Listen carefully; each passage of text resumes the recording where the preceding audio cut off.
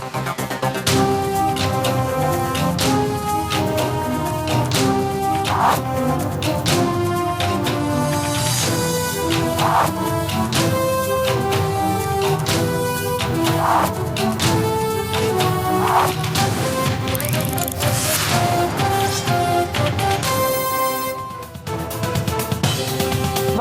Captain தொலைக்காட்சிக்காக இரவு செய்திகளை வழங்குவது செல்வன ரமேஷ். முக்கிய செய்திகள்: கல்லுப்பட்டி பேருந்து விபத்தில் உயிரிழந்தோரின் குடும்பத்தினருக்கு விருப்பு வெறுப்பின்றி நிதி உதவியை உயர்த்தி வழங்க வேண்டும். தமிழக அரசுக்கு தேமுதிக தலைவர் கேப்டன் விஜயகாந்த் வலியுறுத்தல்.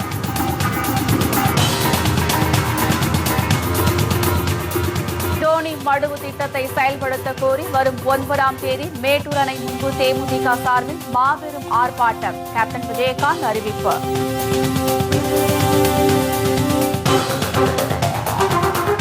தேமுதிக சார்பில் 3வது நாளாக விருப்ப மனு விநியோகம். மனுவை ஆர்வத்துடன் பெற்று தேமுதிகவினர் உற்சாகம்.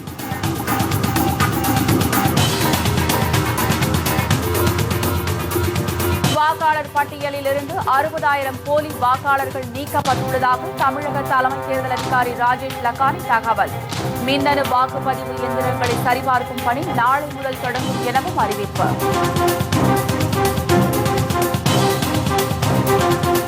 கல்வி உள்ளிட்ட அனைத்து துறைகளையும் ஜெயலலிதா அரசு பாழாக்கிவிட்டது. மக்கள் நல கூட்டணி குற்றச்சாட்டு.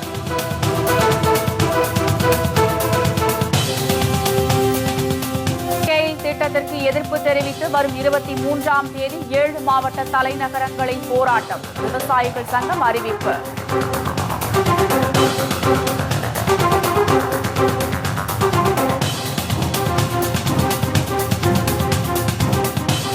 விரிவான செய்திகள். மதுரை அருகே பேருந்து விபத்தில் பலியான குடும்பங்களுக்கு நிதி உதவியை உயர்த்தி வழங்க வேண்டும் என்று தமிழக அரசுக்கு தேமுதிக தலைவர் கேப்டன் விஜயகாந்த் வலியுறுத்தியுள்ளார். இது தொடர்பாக அவர் வெளியிட்டுள்ள அறிக்கையில், தமிழக அரசு பேருந்தும் தனியார் லாரியும் மதுரை மாவட்டம் டி கள்ளிப்பட்டி அருகே மோதிக்கொண்ட விபத்தில் அப்பாவி பொதுமக்கள் 16 பேர் உடல் நசுங்கி அகால மரணம் அடைந்துள்ளனர் என்றும், சுமார் 35க்கும் மேற்பட்டோர் படுகாயங்களுடன் மருத்துவமனையில் சிகிச்சை பெற்று வருவதையும் கேட்டு அதிர்ச்சியும் மிக்க வேதனையும் அடைந்தேன் என்றும் தெரிவித்துள்ளார். உயிரிழந்தவர்களின் குடும்பத்தினருக்கும் நண்பர்களுக்கும் ஆழ்ந்த இரங்கலையும் அனுதாபத்தையும் தெரிவித்துக் கொண்டுள்ள கேப்டன் விஜயகாந்த், படுகாயமுற்று சிகிச்சை பெறுவோர் விரைவில் நலம் பெற இறைவனை வேண்டுகிறேன் என்று கூறியுள்ளார். இந்த விபத்திற்கு காரணம் கட்டுப்பாட்டை இழந்து வந்த தனியார் லாரி என்றும், இல்லை அதிவேகமாக வந்த அரசு பேருந்துதான் காரணம் என்றும் இருவேறு கருத்துகள் நிலவுகிறது என்று குறிப்பிட்டுள்ள கேப்டன், இதில் யார் மீது தவறு என்பதை விட உயிரை இழந்துள்ள ஓட்டுநர்கள் மற்றும் அப்பாவி பொதுமக்களின் குடும்பங்களுடைய துயர நிலையை கண்டு தமிழக அரசு அந்த குடும்பங்களுக்கு நிதி உதவியை உயர்த்தி வழங்க வேண்டும் என்று கேப்டன் வலியுறுத்தியுள்ளார். தற்போது அரசு அறிவித்துள்ள 1 லட்சம் ரூபாய் நிதியுதவி என்பது மிகவும் குறைவாகும் என்றும் அவர் கூறியுள்ளார்.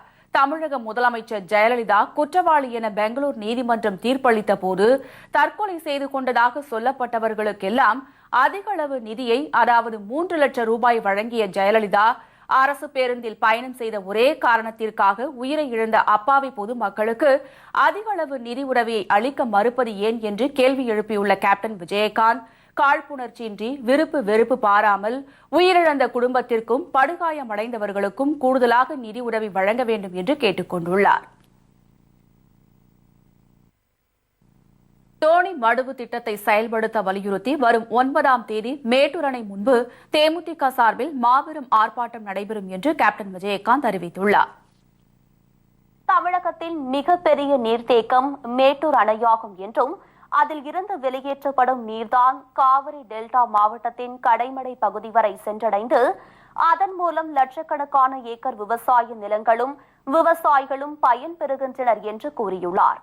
மேட்டூர் அணையின் அருகில் இருக்கின்ற கொளத்தூர் மற்றும் மேச்சேரி பகுதிக்கு இந்த அணையால் எவ்வித பயனும் இல்லை என்று குறிப்பிட்டுள்ள கேப்டன், கனமழை காலங்களில் சுமார் 100 TMC வரை தண்ணீர் வீணாக சென்று கடலில் கலக்கும் நிலை உள்ளதாக கூறியுள்ளார். கொளத்தூர் மற்றும் மேச்சேரி பகுதி பயன்பெறும் வகையிலும் வீணாக சென்று கடலில் கலக்கும் தண்ணீரை தடுக்கவும் கொளத்தூர் அருகே உள்ள தோனி மடுவில் இருந்து பாலாறு வழியாக காவிரியில் கலக்கும் உபரி நீரை தடுப்பணை கட்டி தேக்கி வைக்க தோனி மடுவு திட்டத்தையும், மேட்டூர் அணைக்கு அருகில் உள்ள ஏத்துவா மலைக்கு காவிரி நீரை ஏற்றி கோனூர், கூனாண்டியூர் வழியாக மேச்சேரி ஏரியை இணைத்திட தானந்தியூர் மூலக்காடு நீரேற்று திட்டத்தை செயல்படுத்த வேண்டும் என்று அப்பகுதி மக்கள் சுமார் 50 ஆண்டு காலமாக தமிழக அரசிடம் கோரிக்கை வைத்து போராடி வருகிறார்கள் என்றும் கேப்டன் தெரிவித்துள்ளார். 1984 புரட்சித் தலைவர் எம்ஜிஆர் ஆட்சியில் தோணி மடவு திட்டம் குறித்து ஆய்வுகள் மேற்கொள்ளப்பட்டதை நினைவு கூர்ந்துள்ள கேப்டன், எம்ஜிஆர் மறைவுக்கு பின் தமிழகத்தில் மாறி மாறி ஏற்பட்ட ஆட்சிகளால் தோணி மடுவு திட்டம் என்றால் என்னவென ஆட்சியாளர்கள் கேட்கும் நிலை உருவாகியுள்ளதாக விமர்சித்துள்ளார். மேலும் மேச்சேரி ஏரியில் இருந்து இயற்கையாக அமைந்துள்ள நீர்வழி பாதைகளை பயன்படுத்தி தாரமங்கலம், சின்னப்பம்பட்டி வழியாக சரப்பங்க ஆறு, திருமணி முத்தாறு, வசிஷ்ட நதிகளுடன் காவிரி நதியின் உபரி நீரை இணைத்தால் சேலம் மாவட்டத்தில் உள்ள அனைத்து ஏரி, குளம், குட்டைகளுக்கு காவிரியின் உபரி நீர் சென்றடையும். நிலத்தடி நீர்மட்டம் உயர்வதுடன் பல லட்சம் ஏக்கர் பரப்பளவிலான விவசாய நிலங்கள் பாசன வசதி பெறும் என்றும் அதற்கு மேட்டூர் அணை காவிரி உபரிநீர் திட்டத்தை செயல்படுத்த வேண்டும் என்றும் கேப்டன் வலியுறுத்தியுள்ளார். கடந்த 5 ஆண்டுகளில் தேமுதிக சட்டமன்ற உறுப்பினர் SR பார்த்திபன் இதுகுறித்து சட்டமன்றத்தில் பலமுறை குரல் எழுப்பியும் தோணி மடவு திட்டத்தை செயல்படுத்தவோ அதற்கான வரைவறிக்கையை கூட தயார் செய்ய அதிமுக அரசு எவ்வித முயற்சியும் எடுக்கவில்லை என அவர் குற்றம் சாட்டியுள்ளார். தமிழக முதலமைச்சர் ஜெயலலிதாவோ இதை பற்றியெல்லாம் ஒரு துளியும் கண்டுகொள்ளாமல் காணொலி காட்சியின் மூலம் தமிழக மக்களை ஏமாற்றுவதிலேயே குறியாக இருக்கிறார் என்று விமர்சித்துள்ள கேப்டன், தற்போது இப்பிரச்சனை மேட்டூர், கொளத்தூர், மேச்சேரி பகுதி மக்களின் வாழ்வாதார பிரச்சனையாக உருவெடுத்துள்ளது என்று கூறியுள்ளார். எனவே தோணி மடுவு திட்டத்தையும், தானந்தியூர் மூலக்காடு நீரேற்று திட்டத்தையும், மேட்டூர் அணை காவிரி உபரிநீர் திட்டத்தையும் செயல்படுத்த வேண்டும் என்ற கோரிக்கையுடன் தேமுதிக சார்பில் மேட்டூர் சட்டமன்ற உறுப்பினர் SR பார்த்திபன் தலைமையில் மேட்டூர் அணை முன்பு வரும் 9ஆம் தேதி மாபெரும் ஆர்ப்பாட்டம் நடைபெற உள்ளது என்று கேப்டன் அறிவித்துள்ளார். அதற்கு விவசாயிகளும் பொதுமக்களும் திரளாக வருகை தந்து ஆர்ப்பாட்டத்தில் கலந்து கொண்டு மேட்டூர் அணையின் மீது தங்களுக்கு இருக்கும் உரிமையை நிலைநாட்டிட வேண்டும் என்றும் தேமுதிக நிர்வாகிகளும் தொண்டர்களும் இந்த மாபெரும் ஆர்ப்பாட்டத்தை வெற்றி பெற செய்ய வேண்டும் என்றும் கேப்டன் விஜயகாந்த் கேட்டுக் கொண்டுள்ளார். சட்டப்பேரவை தேர்தலில் தேமுதிக சார்பில் போட்டியிடுவதற்கான விருப்ப மனுவை பெற தலைமைக் கழகத்தில் ஏராளமான தேமுதிகவினர் ஆர்வத்துடன் பெற்றுச் சென்றனர். தமிழ்நாடு மற்றும் புதுச்சேரி சட்டமன்ற தொகுதிகளில் தேமுதிக சார்பில் போட்டியிட விரும்பும் கழக நிர்வாகிகள் மற்றும் தொண்டர்களுக்காக சென்னை கோயம்பேட்டில் உள்ள தேமுதிக தலைமைக் கழகத்தில் விருப்ப மனுக்கள் விநியோகம் கடந்த 5ஆம் தேதி தொடங்கி நடைபெற்று வருகிறது. முதல் நாளிலிருந்தே விருப்ப மனுவை பெற தேமுதிக நிர்வாகிகள் அதிக ஆர்வம் காட்டி வருகின்றனர். இந்நிலையில் 3வது நாளாக இன்றும் பல்வேறு மாவட்டங்களிலிருந்து ஏராளமான நிர்வாகிகள் விருப்ப மனுக்களை பெற்றனர். கேப்டன் விஜயகாந்த் தங்களது தொகுதியில் போட்டியிட வேண்டி ஏராளமானோர் விருப்ப மனுக்களை வாங்கிச் சென்றனர். இருக்கின்ற தமிழ்நாட்டினுடைய 2016 சட்டமன்ற தேர்தலில் மத்திய சென்னை மாவட்டத்தின் சார்பாக கழகத் தலைவர் கேப்டன் அவர்கள் ஆணைப்படி ஒவ்வொரு பகுதியிலும் விருப்ப மனு செய்து வருகிறார்கள் 5ஆம் தேதி முதல். அதே இன்றைக்கு அண்ணா நகர் பகுதியில் கழக தலைவர் கேப்டன் அவர்கள் போட்டியிட வேண்டும் என்று விருப்ப மனு தாக்கல் செய்துள்ளோம். அதேமாதிரி எங்கள் பகுதி கழக செயலாளர் KN ரமேஷ் அவர்களும் அண்ணா நகர் பகுதி செய்துள்ளார். அதேமாதிரி மத்திய சென்னை மாவட்ட கழக செயலாளர் சந்தாமரை கண்ணனும் இந்த பகுதியில் அண்ணா நகர் பகுதிக்கு இன்று விருப்ப மனு தாக்கல் செய்துள்ளோம். மேலும் நாளை இன்னும் அதிகப்படியான வேட்புமனுகள் மத்திய சென்னை மாவட்டத்திலிருந்து அனைத்து தொகுதிகளுக்கும் விருப்ப மனு செய்யப்படும்.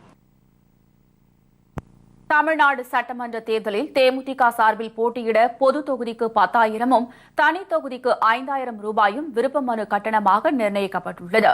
இதேபோல் புதுச்சேரி சட்டமன்ற பொது தொகுதிக்கு 5,000 ரூபாயும் தனி தொகுதிக்கு 2,500 ரூபாயும் கட்டணமாக செலுத்தி விருப்ப மனுவை பெற்றுக் கொள்ளலாம் என அறிவிக்கப்பட்டுள்ளது. விருப்ப மனுக்களை பூர்த்தி செய்து இம்மாதம் 14ஆம் தேதி மாலை 5 மணிக்குள் தலைமைக் கழகத்தில் ஒப்படைக்க வேண்டும் என்றும் அறிவிக்கப்பட்டுள்ளது.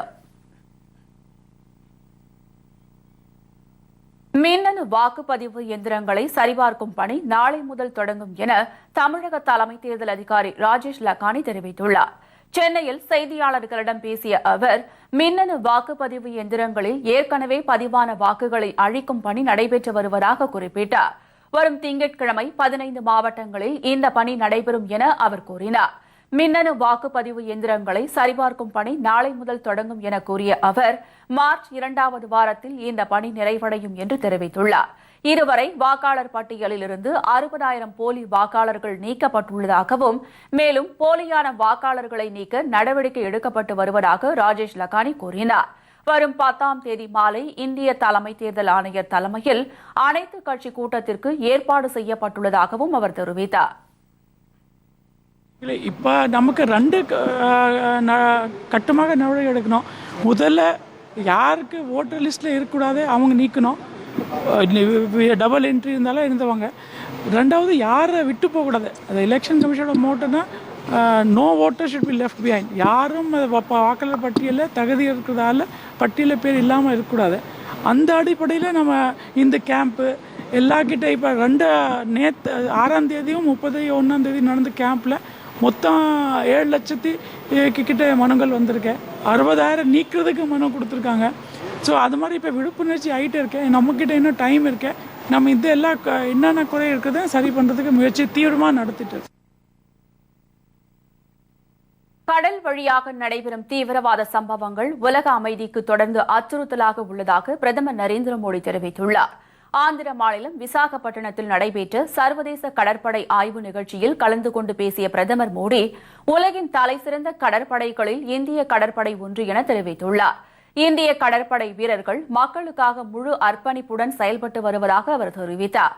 கடல் மார்க்க பாதுகாப்புகள் இந்திய பெருங்கடலில் தொடர்ந்து மேற்கொள்ளப்படும் என்றும் அப்போது அவர் கூறினார். கடல் வழியாக நடைபெறும் தீவிரவாத சம்பவங்கள் உலக அமைதிக்கு தொடர்ந்து அச்சுறுத்தலாக விளங்கி வருவதாக அவர் குறிப்பிட்டார். கடல் வழி பாதுகாப்பு கேள்விக்குறியாக உள்ளதாக தெரிவித்த பிரதமர் உலக அளவில் 60% எண்ணெய் ஏற்றுமதி கடல் மார்க்க வழியாக நடைபெறுவதாக தெரிவித்துள்ளார். முன்னதாக ஒடிசா மாநிலம் புவனேஸ்வரில் தேசிய அறிவியல் கல்வி மற்றும் ஆய்வு மையத்தை அவர் தொடங்கி வைத்தார். அப்போது பேசிய அவர் இந்தியாவின் விண்வெளி திட்டங்கள் சர்வதேச அளவில் முக்கியத்துவம் பெற்று விளங்குவதாக தெரிவித்தார். இந்தியர்கள் விண்வெளி மட்டுமல்லாது கல்வி, அறிவியல் உள்ளிட்ட அனைத்து துறைகளிலும் முத்திரை பதித்து நாட்டின் பெருமையை சர்வதேச அளவிற்கு உயர்த்தி வருவதாகவும் அப்போது மோடி புகழாரம் சூட்டினார்.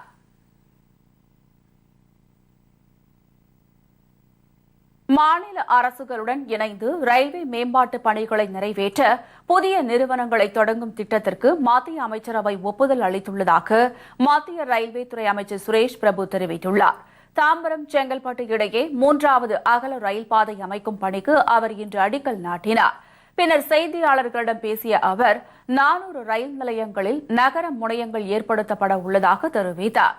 பெரிய ரயில் நிலையங்களில் சில நிமிடங்களில் பயணச்சீட்டு பெறும் நிலை ஏற்பட்டுள்ளதாக தெரிவித்த சுரேஷ் பிரபு பேப்பர் இல்லாமல் SMS மூலமாக பயணச்சீட்டு பெறும் வசதியும் நடைமுறைப்படுத்தப்பட்டுள்ளதாக தெரிவித்தார். neglected like safety, like offering better connectivity, better customer service will be addressed. We have fulfilled most of the budget announcement made last year. So we like to take forward a new process of making railways efficient better. In Tamil Nadu, we want to create a joint venture company with the state. The Union Cabinet has already approved the proposal of making joint venture with the state. State government had already offered their in-principle consent. So we'll be very happy to work with them. முன்னதாக திருச்சி ரயில் நிலையத்தில் புதிதாக கட்டப்பட்ட தானியங்கி நகரும் படிக்கட்டு வசதியை மத்திய அமைச்சர் சுரேஷ் பிரபு காணொலி காட்சி மூலம் திறந்து வைத்தார். கல்வி உள்ளிட்ட அனைத்து துறைகளையும் ஜெயலலிதா அரசு பாழாக்கிவிட்டதாக மக்கள் நல கூட்டணி குற்றம் சாட்டியுள்ளது. இது தொடர்பாக அந்த கூட்டணியின் தலைவர்கள் வெளியிட்டுள்ள அறிக்கையில் தமிழ்நாட்டில் அனைத்து துறைகளையும் பாழ்படுத்திய அதிமுக அரசு கல்வித்துறையையும் சீரழித்து விட்டதாக குற்றம் சாட்டியுள்ளனர். கல்லூரி பேராசிரியர்கள், இணை பேராசிரியர்கள் பணி நியமனங்களைப் போலவே பல்கலைக்கழக துணைவேந்தர் தேர்விலும் லஞ்ச ஊழல் தலைவிரித்து ஆடுவதாக சாடியுள்ள அவர்கள் கடந்த திமுக ஆட்சியிலும் தற்போது அதிமுக ஆட்சியிலும் பல்கலைக்கழக மானியக்குழு விதிமுறைகள் காற்றில் பறக்கவிடப்பட்டு ஆளும் கட்சியினரின் பரிந்துரையின்படி தகுதியற்றவர்கள் துணைவேந்தர்களாக நியமிக்கப்படுவதும் கோடிக்கணக்கில் பணம் கைமாறுவதும் சர்வ சாதாரணமாக மாறிவிட்டதாக புகார் கூறியுள்ளனர். துணைவேந்தர் நியமனங்களில் நடைபெறும் ஊழல் குறித்த வழக்கில் உயர்நீதிமன்றத்தின் தீர்ப்பு வெளியாக உள்ள நிலையில் நெல்லை மனோன்மணியம் சுந்தரனார் உள்ளிட்ட 3 பல்கலைக்கழகங்களில் ஜெயலலிதா அரசு அவசரமாக துணைவேந்தர்களை நியமிக்க துடிப்பது ஏன் என கேள்வி எழுப்பியுள்ள மக்கள் நல கூட்டணி தலைவர்கள் பணி நியமனத்தில் கோடிக்கணக்கில் கொள்ளையடிப்பதற்கு முயன்றுள்ள ஜெயலலிதா அரசுக்கு கடும் கண்டனத்தையும் தெரிவித்துள்ளனர். உயர்நீதிமன்றத்தின் தீர்ப்பு வருவதற்குள் துணைவேந்தர் பணி நியமனம் செய்யக்கூடாது என தமிழக ஆளுநரை அவர்கள் கேட்டுக் கொண்டுள்ளனர்.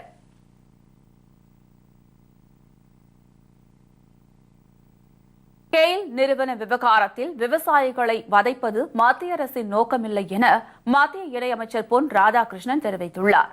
புதுக்கோட்டையில் பேசிய அவர் எரிவாயு குழாயை நெடுஞ்சாலை வழியாக கொண்டு சென்றால் பாதிப்பு உண்டாகும் என்று கூறினார். இதனால் அதிகம் அழுத்தம் இல்லாத பகுதிகளில் வழியாகத்தான் இதனை கொண்டு செல்ல முடியும் என்றும் கெயில் நிறுவன விவகாரத்தில் விவசாயிகளை வதைப்பது மத்திய அரசின் நோக்கமில்லை என்றும் அப்போது அவர் விளக்கம் அளித்தார். ஒரு விவசாயியோ எந்த ஒரு தொழிலாளியோ வதைக்க வேண்டும், ஆட்ட வேண்டும் என்கின்ற ஆசை பிரதமர் நரேந்திர மோடி அரசாங்கத்துக்கு கிடையாது. ஒட்டுமொத்த லாபம் மனதில் கருதி என்ன நடவடிக்கை எடுக்க வேண்டும் அந்த நடவடிக்கைகளை அரசாங்கம் எடுக்கும். உள்ளால போகக்கூடியது எப்படிப்பட்ட கேஸ், அதனுடைய அழுத்தம் அதிகமாகும் போது என்னென்ன சூழ்நிலைகள் உருவாகும், இதெல்லாம் மண்ணினுடைய தன்மை இடத்துக்கிடம் மாறக்குள்ள வாய்ப்புகள் உண்டு. இதெல்லாம் பல விஷயங்கள் அதிக அழுத்தம் இல்லாத பகுதியில் போகும்போது அதிகமான ஆபத்து இருக்கு. இரு நாடுகளின் மீனவர்களுக்கிடையே சுமூகமான சூழ்நிலையை ஏற்படுத்த மத்திய அரசு நடவடிக்கை எடுத்து வருவதாகவும் அதுவரை கைதாகாத வகையில் மீனவர்கள் தங்களது தொழிலை மேற்கொள்ள வேண்டும் என்றும் பொன் ராதாகிருஷ்ணன் தெரிவித்தார்.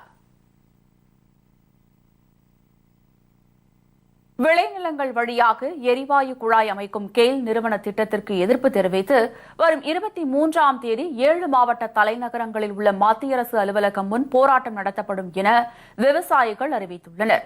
ஈரோட்டில் விவசாயிகள் பாதுகாப்பு குழுவின் ஆலோசனைக் கூட்டம் நடைபெற்றது. இதில் 200க்கும் மேற்பட்ட விவசாய பிரதிநிதிகள் கலந்து கொண்டனர். கெயில் நிறுவன வழக்கில் தமிழக அரசு உரிய வழக்கறிஞர்களை நியமித்து வாதாட வேண்டும், மாற்றுப்பாதையில் இத்திட்டத்தினை செயல்படுத்த கெயில் நிறுவனத்தை மத்திய அரசு அறிவுறுத்த வேண்டும், 1962ஆம் வருடத்திய பிஎம்பி சட்டத்தை ரத்து செய்ய வேண்டும் உள்ளிட்ட தீர்மானங்கள் நிறைவேற்றப்பட்டது. கூட்டத்திற்கு பின்னர் செய்தியாளர்களிடம் பேசிய முன்னாள் நாடாளுமன்ற உறுப்பினர் கணேசமூர்த்தி, விளைநிலங்கள் வழியாக எரிவாயு குழாய் அமைக்கும் கெயில் நிறுவன திட்டத்திற்கு எதிர்ப்பு தெரிவித்து வரும் 23ஆம் தேதி 7 மாவட்ட தலைநகரங்களில் உள்ள மத்திய அரசு அலுவலகம் முன் போராட்டம் நடத்தப்படும் என்று கூறினார். அனைத்து மாவட்ட தலைநகரங்களிலும் இந்த ஒருங்கிணைப்பு குழுவின் மூலமாக ஆர்ப்பாட்டம், மத்திய அரசாங்கத்தினுடைய அலுவலகம் முன்பாக ஆர்ப்பாட்டம் நடத்துவது என்று இந்த கூட்டம் தீர்மானிக்கிறது. அதேபோல நீதிமன்றத்தில் விவசாயிகள் சார்பாக தமிழக அரசாங்கம் மறுசீராய்வு செய்கிற போது எங்களையும் அதில் உட்படுத்திக் கொண்டு எங்களுடைய கருத்துக்களையும் வாதங்களை வைப்பதற்கு அல்லது வழக்கறிஞர்களை வைப்பதற்கான வழிவகை செய்வதற்கு ஒரு குழு அமைத்து அது நடவடிக்கை எடுப்பது என்றும் இந்த கூட்டம் முடிவு செய்கிறது. பிரதமர் மோடி தாவூத் இப்ராஹிமை சந்தித்தாரா? உத்தரப்பிரதேச அமைச்சர் பரபரப்பு புகார்.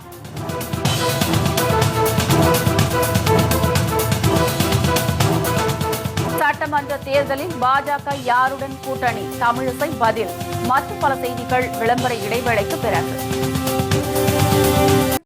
தொடர்கின்றன.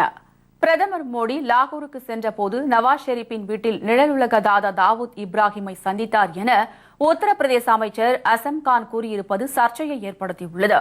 லக்னோவில் நடைபெற்ற நிகழ்ச்சி ஒன்றில் பங்கேற்று பேசிய அவர், சர்வதேச மரபுகளை மீறி பிரதமர் மோடி பாகிஸ்தானுக்கு சென்றபோது இந்த ரகசிய சந்திப்பு நடந்ததாக கூறினார். இதற்கான ஆதாரம் தம்மிடம் உள்ளதாகவும் அசம் கான் குறிப்பிட்டார். அசம் கானின் இந்த குற்றச்சாட்டை பாஜக மறுத்துள்ளது. தவறான அடிப்படையற்ற குற்றச்சாட்டை கூறியுள்ள அசம் கானை உடனடியாக உத்தரப்பிரதேச அமைச்சர் பதவியிலிருந்து நீக்க வேண்டும் என்றும் பாஜக சமாஜ்வாடி கட்சி தலைமை ஆசம் கானை சிகிச்சைக்காக அழைத்துச் செல்ல வேண்டும் என்றும் பாஜக வலியுறுத்தியுள்ளது. காஞ்சிபுரத்தில் நடைபெறும் தேமுதிகவின் தமிழக அரசியலின் திருப்புமுனை மாநாடு மற்றும் சட்டமன்ற தேர்தலின் கழகத்தின் வெற்றிக்காக சிறப்பாக பணியாற்றுவது குறித்து தமிழகம் முழுவதும் உள்ள பல்வேறு மாவட்டங்களில் தேமுதிக நிர்வாகிகள் ஆலோசனை மேற்கொண்டனர். திருவண்ணாமலை மாவட்டம் பெரணமல்லூரில் தேமுதிக ஆலோசனைக் கூட்டம் நடைபெற்றது. இதில் சட்டமன்ற தேர்தலில் எவ்வாறு பணியாற்றுவது, காஞ்சிபுரத்தில் நடைபெறவுள்ள தமிழக அரசியலின் திருப்புமுனை மாநாட்டில் ஏராளமான தொண்டர்களை பங்கேற்க செய்வது குறித்தும் ஆலோசிக்கப்பட்டது. கூட்டத்தில் வடக்கு மாவட்ட செயலாளர் கார்த்திகேயன், பாபு முருகவேல் எம்எல்ஏ உள்ளிட்டோர் கலந்து கொண்டனர். திருவண்ணாமலையில் தெற்கு மாவட்ட செயலாளர் மணிகண்டன் தலைமையில் ஆலோசனைக் கூட்டம் நடைபெற்றது. அரசியல் திருப்புமுனை மாநாடு குறித்து தொண்டர்களுக்கு அப்போது அவர் எடுத்துரைத்தார். திருவள்ளூர் மாவட்டம் திருத்தணியில் நடைபெற்ற ஆலோசனைக் கூட்டத்தில் மாநில மகளிர் அணி செயலாளர் சிவகாமி முத்துக்குமார், மாவட்ட செயலாளர் கிருஷ்ணமூர்த்தி உள்ளிட்ட கழக நிர்வாகிகள் கலந்து கொண்டனர். காஞ்சி மாநாட்டில் அதிக அளவில் மகளிரை கலந்து கொள்ள செய்வது குறித்து கூட்டத்தில் ஆலோசிக்கப்பட்டது. கோவை அடுத்த துடியலூரில் நடைபெற்ற காஞ்சி மாநாடு ஆயத்த ஆலோசனைக் கூட்டத்தில் கோவை வடக்கு மாவட்ட செயலாளர் பாண்டியன் உள்ளிட்ட கழக நிர்வாகிகள், தொண்டர்கள் கலந்து கொண்டனர். திருச்சி மாவட்டம் மருங்காபுரியில் உள்ள பொன்னம்பட்டியில் போரூர் கழக தேமுதிக செயல் வீரர்கள் கூட்டம் நடைபெற்றது. இதில் திருவெரும்பூர் தொகுதி தேமுதிக எம்எல்ஏ செந்தில்குமார் கலந்து கொண்டு தமிழக அரசியலின் திருப்புமுனை மாநாடு மற்றும் சட்டமன்ற தேர்தலில் கழகத்தின் வெற்றிக்காக சிறப்பாக பணியாற்றுவது குறித்து நிர்வாகிகளுடன் ஆலோசனை நடத்தினார். இதேபோல் வேலூர் கிழக்கு மாவட்டம் சோளிங்கர் ஒன்றிய தேமுதிக சார்பில் நடைபெற்ற ஆலோசனைக் கூட்டத்தில் ஏராளமான கழக நிர்வாகிகள், தொண்டர்கள் கலந்து கொண்டனர். காஞ்சிபுரம் மாவட்டம் இலத்தூர் ஒன்றிய தேமுதிக சார்பில் கூவத்தூரில் நடைபெற்ற ஆலோசனைக் கூட்டத்தில் சட்டமன்ற தேர்தலில் தேமுதிகவை வெற்றி பெறச் செய்து கேப்டனை முதலமைச்சராக்க தீர்மானம் நிறைவேற்றப்பட்டது. இதில் காஞ்சி தெற்கு மாவட்ட பொறுப்பாளர் தங்கபாண்டியன் உள்ளிட்ட கழக நிர்வாகிகள் கலந்து கொண்டனர். முன்னதாக மாற்றுக் கட்சிகளைச் சேர்ந்த ஏராளமானோர் தேமுதிகவில் அடிப்படை உறுப்பினர்களாக தங்களை இணைத்துக் கொண்டனர்.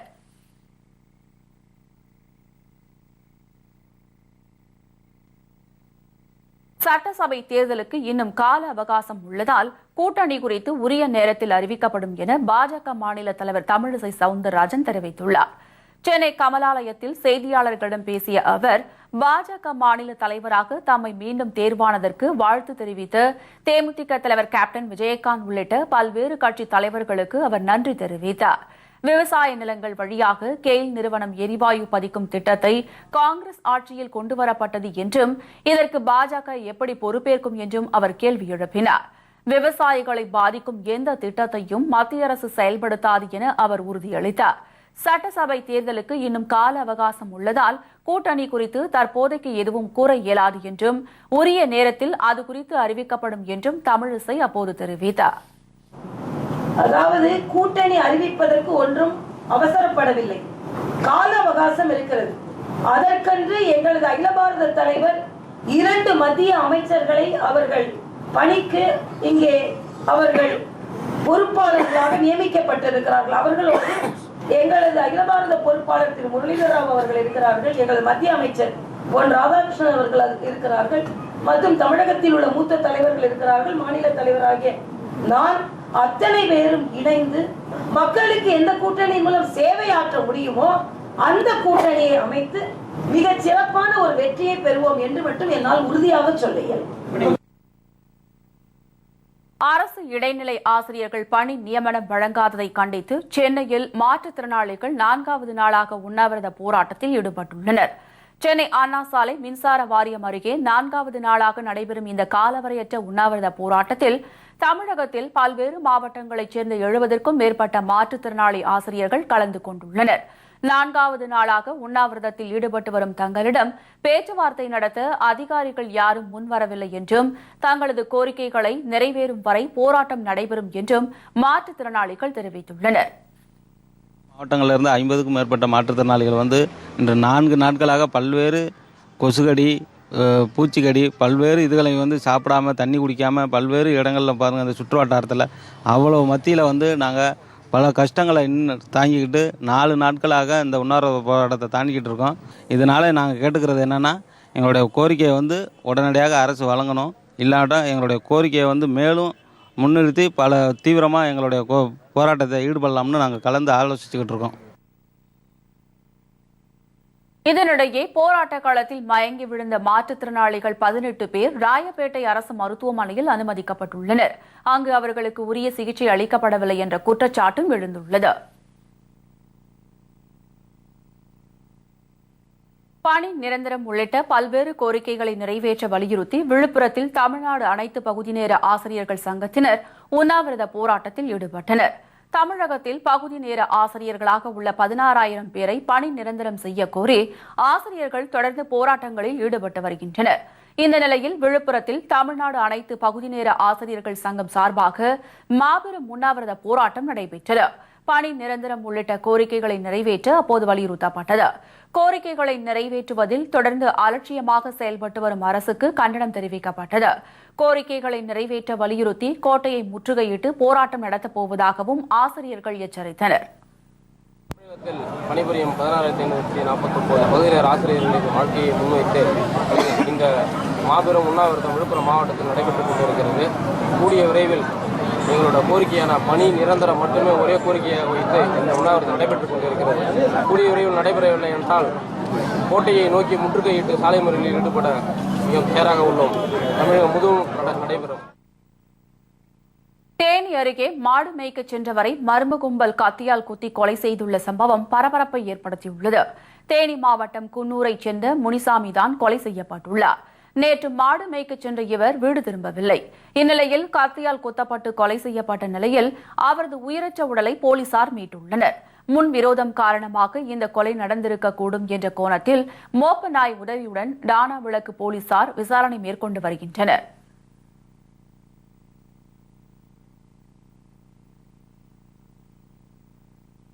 அழிந்து வரும் ஆமை இனத்தை பாதுகாக்க வலியுறுத்தி சென்னை மெரினா கடற்கரையில் சிற்பங்கள் செய்து காட்டி கல்லூரி மாணவர்கள் விழிப்புணர்வில் ஈடுபட்டனர்.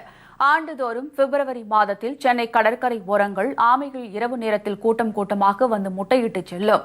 பின்னர் 40 நாட்களுக்கு பிறகு முட்டையிலிருந்து வெளியாகும் குஞ்சுகளை ஆமைகள் கடலுக்கு அழைத்துச் செல்லும். இதனிடையே பெரும்பாலான நேரங்களில் ஆமை முட்டைகளை பறவைகள், நாய்கள் மற்றும் மனிதர்கள் எடுத்துச் செல்கின்றனர். இதனால் ஆமைகள் இனம் கொஞ்சம் கொஞ்சமாக அழிந்து வருகிறது. இந்த நிலையில் கடற்கரை பகுதிகளில் ஆமைகள் இடும் முட்டைகளை பராமரித்து அதன் இனப்பெருக்கத்தை அதிகரிக்க உதவிட வலியுறுத்தி 120க்கும் மேற்பட்ட ஆமை சிற்பங்கள் செய்து காட்டி மாணவர்கள் பொதுமக்களிடையே விழிப்புணர்வை ஏற்படுத்தினர். அழியிற நிலைமையில இருக்கு. ஸோ அதை பற்றின ஒரு அவேர்னஸ் கொண்டு வரதுக்காக வந்திருக்கோம். கூடங்குளத்தில் இருக்க நச்சுத்தன்மை சம்திங் அந்த கெமிக்கல்ஸ் எல்லாமே கடலில் சேர்றதுனால எல்லாமே இப்போ கடலுடைய அழகே போயிடுச்சு. ஸோ அதை எல்லாத்தையுமே நம்ம கொஞ்சம் க்ளீனாக வச்சுருந்தா தான் நம்மளால் நம்மளுடைய இயற்கை அழகு, நம்மளுடைய ஒரிஜினாலிட்டியை பார்க்க முடியும். ஸோ அதை அவேர்னஸ் கொண்டு வரதுக்காக நாங்கள் இங்கே நின்றுட்டு ஒரு சின்ன ப்ராஜெக்ட் பண்ணிகிட்டு இருக்கோம். சிவகங்கையில் நடைபெற்ற விழிப்புணர்வு மாரத்தான் ஓட்ட போட்டி உற்சாகத்துடன் அனைத்து தரப்பினரும் பங்கேற்பு. விவரம் இடைவேளைக்கு பிறகு.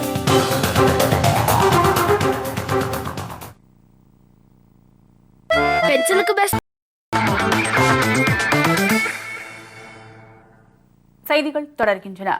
புவி வெப்பமயமாதலை தடுக்க வலியுறுத்தி சிவகங்கையில் நடைபெற்ற விழிப்புணர்வு மாரத்தான் ஓட்ட போட்டியில் ஏராளமானோர் ஆர்வத்துடன் கலந்து கொண்டனர். புவி வெப்பமயமாதலை தடுக்கவும் நீர்நிலைகளை பாதுகாக்கவும் வலியுறுத்தி சிவகங்கை மாவட்டம் அரண்மனை வாசலில் விழிப்புணர்வு மாரத்தான் போட்டி நடைபெற்றது. நகரின் முக்கிய வீதிகள் வழியாக இந்த போட்டி நடைபெற்றது. சிறுவர்கள், இளைஞர்கள், முதியவர்கள் என அனைத்து தரப்பினரும் இதில் ஆர்வத்துடன் கலந்து கொண்டு பொதுமக்களிடையே விழிப்புணர்வை ஏற்படுத்தினர்.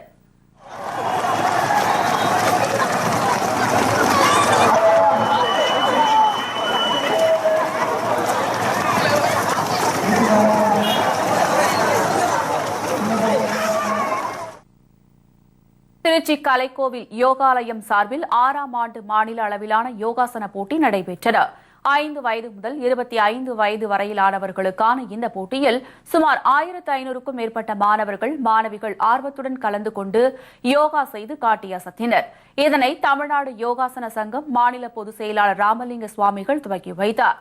தூத்துக்குடியில் தூய்மை பாரத திட்டத்தை வலியுறுத்தி வஉசி துறைமுகம் சார்பில் மாரத்தான் ஓட்ட போட்டி சிறப்பாக நடைபெற்றது. இதனைத் தொடர்ந்து போட்டியில் கலந்து கொண்ட அனைவருக்கும் மரக்கன்றுகள் வழங்கப்பட்டது. இத்துடன் செய்திகள் நிறைவடைகின்றன. மீண்டும் செய்திகள் நாளை காலை 7 மணிக்கு. செய்திகளை உள்ளது உள்ளபடி உடனுக்குடன் தெரிந்து கொள்ள நமது கேப்டன் நியூஸ் தொலைக்காட்சியை பாருங்கள். வணக்கம்.